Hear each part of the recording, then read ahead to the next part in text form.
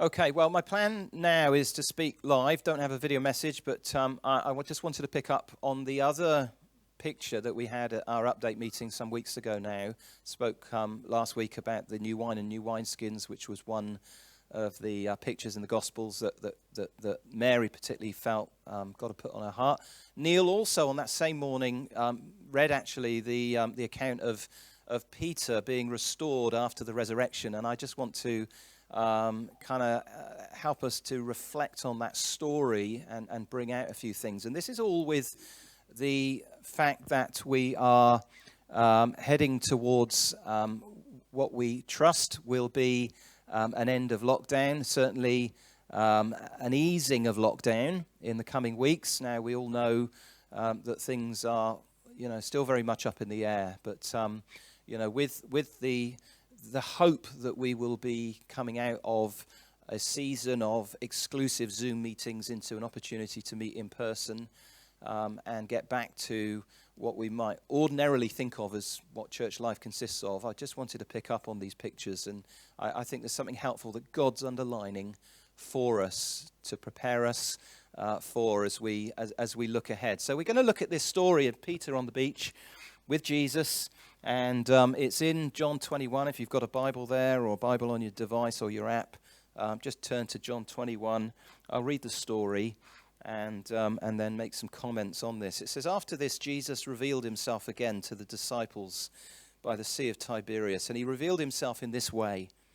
Simon Peter, Thomas, called the twin, Nathanael of Cana in Galilee, the sons of Zebedee, and two others of his disciples were together. Simon Peter said to them, 'I'm going fishing.' And they said to him, 'We'll go with you.' They went out and got into the boat, but that night they caught nothing. And just as day was breaking, Jesus stood on the shore, and yet the disciples didn't know it was Jesus. Jesus said to them, 'Children, do you have any fish?' And they answered him, 'No.' And he said to them, 'Cast the net on the right side of the boat, and you'll find some.' And so they cast it, and now they were not able to haul it in because of the quantity of fish. The disciple that Jesus loved therefore said to Peter, 'It's the Lord.' And when Peter heard that it was the Lord, he put on his outer garment, for he was stripped for work, and threw himself into the sea. The other disciples came in the boat, dragged the net full of fish, for they were not far from the land, about 100 yards off. And when they got out on land, they saw a charcoal fire in place, with fish laid on it and bread. And Jesus said to them, 'Bring some of the fish that you caught.' And so Peter went aboard and hauled the net ashore full of large fish, 153 of them. And although there were so many, the net was not torn. And Jesus said, 'Come and have breakfast.' And now none of the disciples dared ask him, 'Who are you?' They knew it was the Lord. Jesus came and took the bread and gave it to them, and so with the fish." This was the third time that Jesus had revealed to the disciples after he was raised from the dead. And when they finished breakfast, Jesus said to Simon Peter, "Simon, son of John, do you love me more than these?" And he said to him, "Yes, Lord, you know that I love you." And he said to him, "Feed my lambs." He said to him a second time, "Simon, son of John, do you love me?" And he said to him, "Yes, Lord, you know that I love you." And he said to him, "Tend my sheep." And then he said to him a third time, "Simon, son of John, do you love me?" Peter was grieved because he said to him a third time, "Do you love me?" And he said to him, "Lord, you know everything. You know that I love you." And Jesus said to him, "Feed my sheep." It's a really moving story, isn't it? And it's a wonderful glimpse, I think, into the heart of Jesus and his desire to lead us into personal restoration when we feel like we've blown it, or we feel like we've drifted, or we just feel like we've lost altitude, as Amber was referring to earlier. And there's something of a very deep, powerful personal restoration going on in the life of Peter here, reset, if you like. And of course, if you know the gospel stories, you know there's some very deliberate echoes back to what happened 3 years previously when Jesus first called Peter. It was a very similar context. It was the same beach. Peter was there with his brother Andrew, and this rabbi called Jesus turns up on that same beach and says, "Follow me, and I'll make you fishers of men." And immediately they of course follow him. It was a moment, it was that initial critical moment when Peter first begins to follow Jesus. There's another event actually recorded in Luke 5 that may be referring to the same initial incident when, after a whole night of unsuccessful fishing, Jesus tells them then to put the net out again, and they have a miraculous catch of fish. And so there's this echo here that's very deliberate. Same location, same lake, same situation. A night of unsuccessful fishing followed by an encounter with Jesus and a revelation of who he is. And this, of course, is very, very deliberate on the part of Jesus. And it represents then a real restart for Peter, a real opportunity for him to enjoy something of a personal restoration and a whole reset in his life. And I want to suggest, as we come out of lockdown, that there may be, for some of us, maybe for many of us, maybe most of us, a need of personal restoration in our lives. We may need something of a reset in terms of our relationship with Jesus. We sing that song often, don't we? It's a wonderful hymn, "Come Thou Fount of Every Blessing," and there's that line in there, isn't there? Prone to wander, Lord, I feel it. Prone to leave the God I love. We, over lockdown, did a series on avoiding the drift. We highlighted the danger for us when we are very isolated from one another to engage in a kind of spiritual drift in our lives. And without the regular rhythm of church life and the fellowship that we enjoy and that brings so much to us and through which God's grace comes to us, the danger of spiritual drift for all of us, I would suggest, has been very real. When we're isolated, we are way more prone to doubts, distractions creeping in and taking root in our lives. And we may even end up, like Peter, in a place of even bordering on personal denial. When we're beginning to question the things that we once were so confident of and so convinced of in the past. And so there's a need perhaps for restoration, a need for a reset. And what we find here wonderfully in this account is that Jesus loves to restore, loves to bring us back. On one level, the whole story of the Bible is that story. It's a story of God bringing us back. Adam and Eve lost so much in the garden, and God from that moment on begins a process of restoration, of redemption. Humanity spoils what God has created, but God doesn't tear it all up and throw it on the scrap heap and start again. He intervenes. He restores all things. That's his heart. He's a good shepherd who leaves the 99 and pursues the one. So I wonder, as we think about this story this morning, whether you are in need of some restoration. If you were to look at yourself in the mirror honestly and reflect on where you're at in your heart, in your relationship with Jesus this morning, would you be able to admit, yeah, I need something of a reset. I've drifted. I need restoring. Maybe not. I know that some of you have found this time has helped you develop deeper roots, and in some ways your relationship with Jesus might have developed and grown. That's wonderful, and we appreciate that. But I know for many it's been a struggle, and maybe it's been a long time since you've enjoyed and felt the presence of Jesus. Maybe the well feels rather dry, that your enthusiasm for Jesus, your enthusiasm for the church has drifted. Maybe it's non-existent. Maybe the thought of re-engaging with church life just fills you with dread. You're beginning to wonder to yourself, what's the point of all this? Well, Peter was in that place. What was it that marked the heart of Peter? And then we're going to look at Jesus' response. I think, first of all, disappointment is a very real feature in the heart of Jesus. So let me ask you, are you experiencing this? Some disappointment. Peter has been through a very severe disappointment, hasn't he? It's been an emotional roller coaster within the space of a few weeks. He's gone from the expectation of Jesus being installed and recognized as the Messiah. They've entered Jerusalem. The crowds have cheered. And Peter is a key apostle, and he's perhaps dreaming of what that means, a place of responsibility within this new kingdom that Jesus is about to establish, great authority. He's the one that's been promised the keys of the kingdom. I mean, that was Jesus' promise to him, wasn't it? That whatever he bound on earth would be bound in heaven. He's got high hopes for what God has in this new season. And then that dream turns into a horrific nightmare for him, overnight, literally, in the betrayal, arrest, and sentencing of Jesus to death. Peter strikes out with a sword. He tries to resist what's happening, and Jesus says, no, just put your sword away, Peter.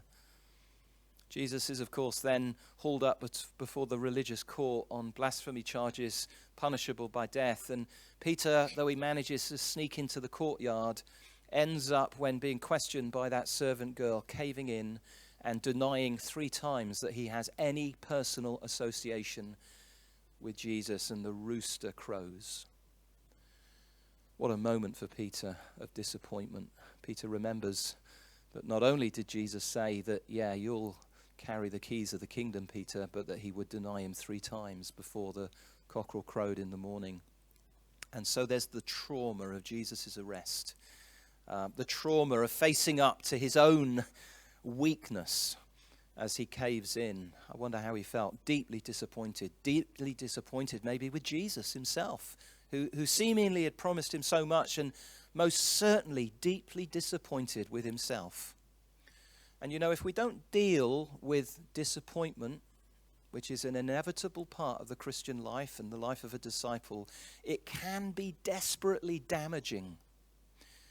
It's a killer, it really is. Hope deferred makes the heart sick, and I would suggest terminally sick, if we don't deal with it. Disappointment happens whenever our hopes are dashed, whenever our dreams are destroyed, whenever our plans are torn up, doesn't it? And it's the sadness that we feel when things are not working out in the way that we hoped they would work out. And I would suggest that there's been a whole load of disappointment over this season, that the pandemic that we have lived through and are continuing to live through has snatched away many dreams, many hopes, many plans.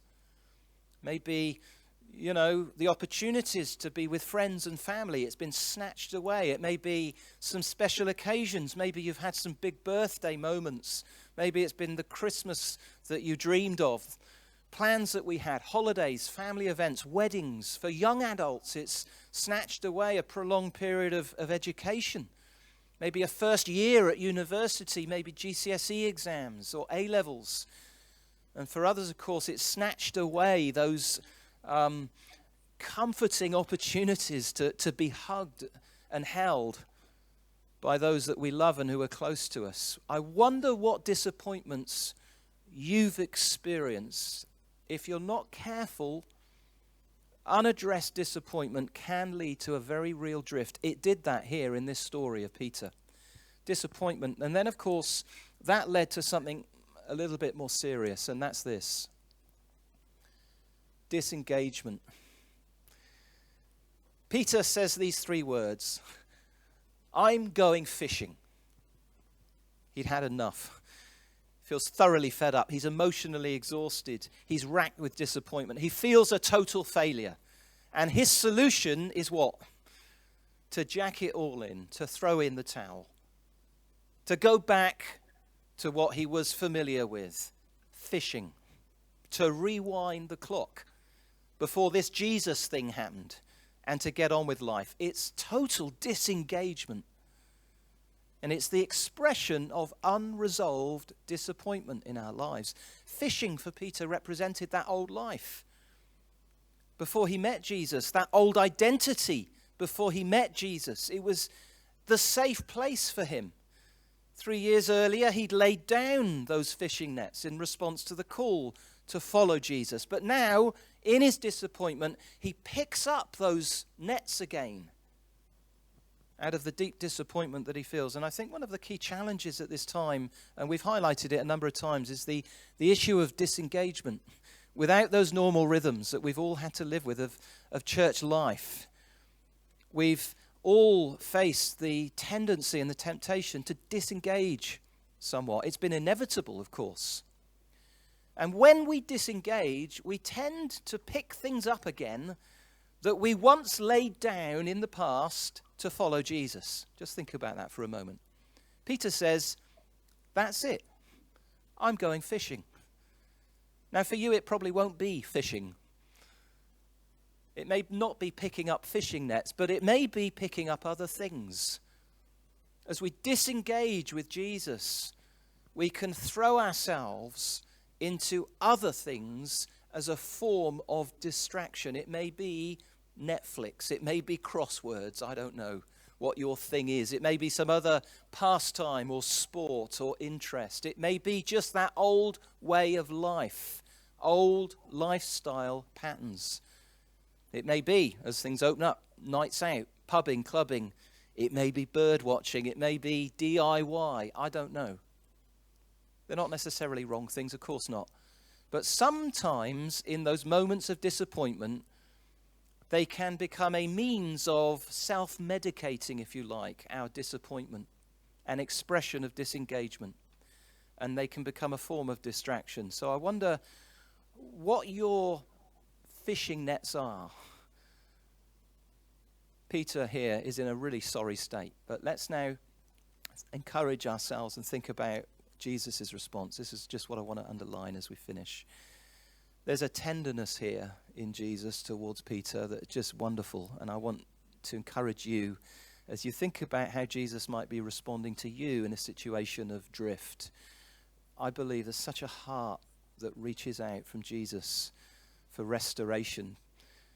Jesus doesn't grab Peter, does he, by the lapels like a sergeant major and tell him to, pull himself together and, pull up his socks and tie up his shoelaces.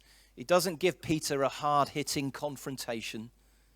He reaches out to Peter with great tenderness, and it's expressed by that scene on the beach where he calls out, "Little children, have you caught anything?" It's a wonderful, tender term of endearment. Before they get to land, he's built a fire, a barbecue, a charcoal fire on the beach.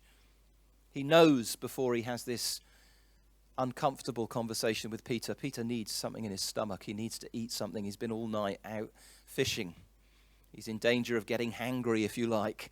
And so Jesus feeds him. Jesus is aware of what our needs are as human beings. He's aware that we have physical needs, that we're spirit, soul, and body. Jesus knows because he's been there. He's entered into our human experience. And so before he addresses any heart issues, he's giving Peter a good solid breakfast on the beach. And then he takes Peter aside. That tells me that Jesus is aware of his emotional needs. He's not out to embarrass Peter, and he's not out to embarrass you. He wants to restore him, and he does it in a way that's emotionally sensitive. And then for the 3 times that Peter's denied Jesus 3 times then asks Peter to affirm his love for him. This is a full, complete restoration. This is the Jesus, isn't it, who says, "Come to me and take my yoke because I'm meek and gentle of heart."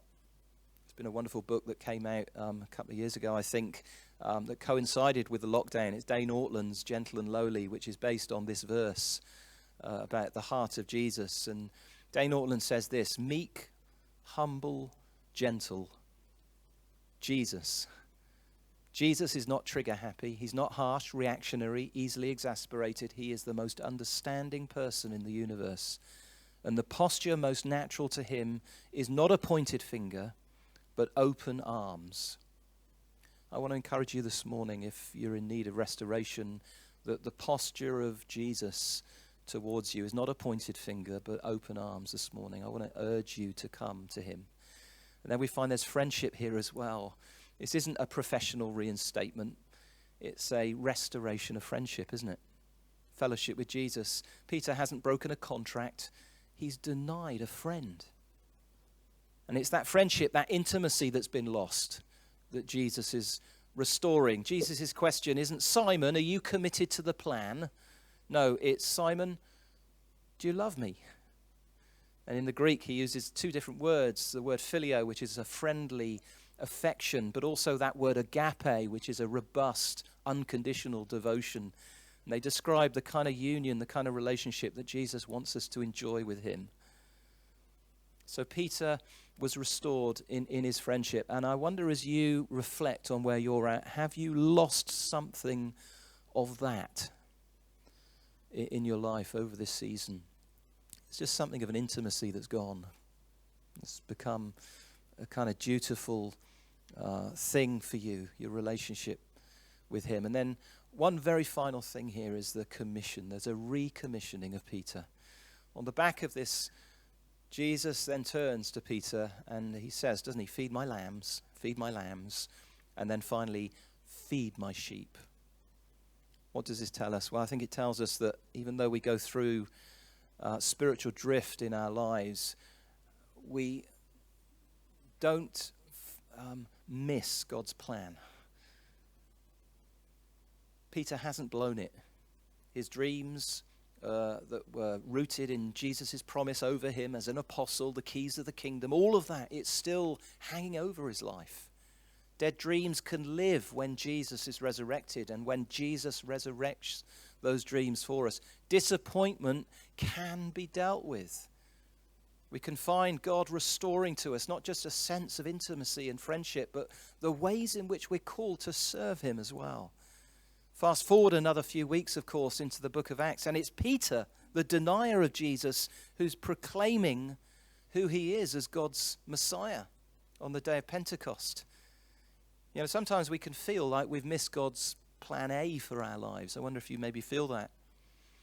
To be frank, sometimes we can feel like we've missed God's plan B, whether we've missed God's plan C for our lives. I'm not quite sure what letter of the alphabet I'm on at the moment. But what we learn here is that a time of restoration and reset restores not just our relationship and our intimacy with Jesus, but then leads us into the ways that we are called uniquely to serve and contribute to Jesus' kingdom. The works that Paul writes about, prepared beforehand, that you and I are called to work in. Now, I guess the last 12 months or so have left all of us feeling a little bit redundant maybe in terms of the ways in which we might have been used to serving and contributing and being participants in Jesus' mission. And that can make us wonder whether we've missed God's plan for our lives. We can begin to say to ourselves, I'm not sure I really fit in here anymore. We can begin to entertain thoughts maybe of moving on or taking up some new challenge, some new task. And Jesus, I believe, wants to come to us at this moment as we come out of lockdown and with great tenderness, on the one hand, restore us to himself. But I believe that there is something of a recommissioning for many of us in the coming weeks and months. A rediscovery. Jesus repeats it 3 times. Feed my sheep. Those 3 words. That summed up his eternal call on Peter. I wonder if there were 3 words that sums up what God has called you to do. Think for a moment. What would those 3 words be? What's God got for you in the coming season? It may be, as we've reflected, different to what you were doing in the past season. Maybe something of a change in the way in which God's called you to serve. It may not be feed my sheep. It may be serve the homeless. It may be become a deck coach. It may be a support worker. It may be lead a life group. It may be organize a men's ministry. It may be grow a business. It may be create beautiful art. It may be take care of your kids. Jesus has, I believe, post-lockdown plans for every one of us.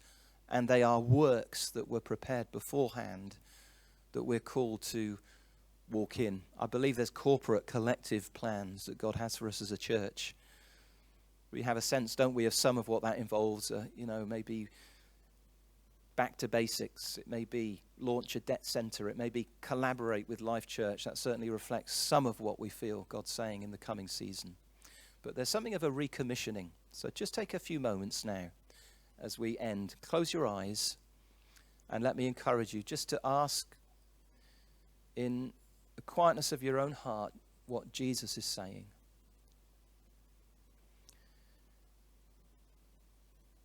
If you know that there's disappointment there, then just admit that to Jesus. Things that you feel have been snatched away, things that you've missed, things that you'd hoped for that didn't happen, expectations that maybe you had on others that weren't fulfilled, weren't met. Just let Jesus know.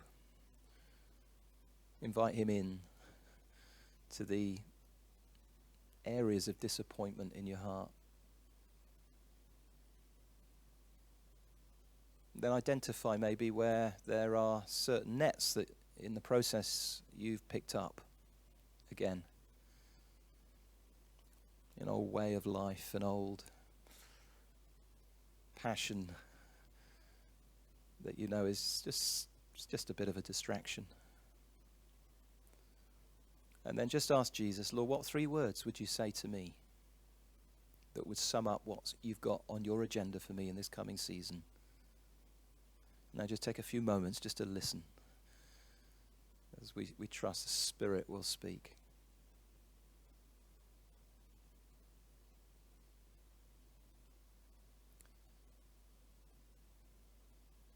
Lord, we thank you for being our shepherd.